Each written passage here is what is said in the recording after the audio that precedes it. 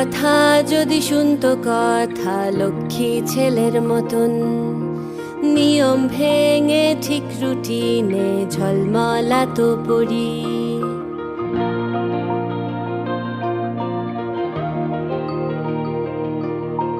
যেই ছেলেটা গল্প করে এখন মনে মনে, ভাবতো বুঝি রূপকথাটাই গল্প না তো উড়ি।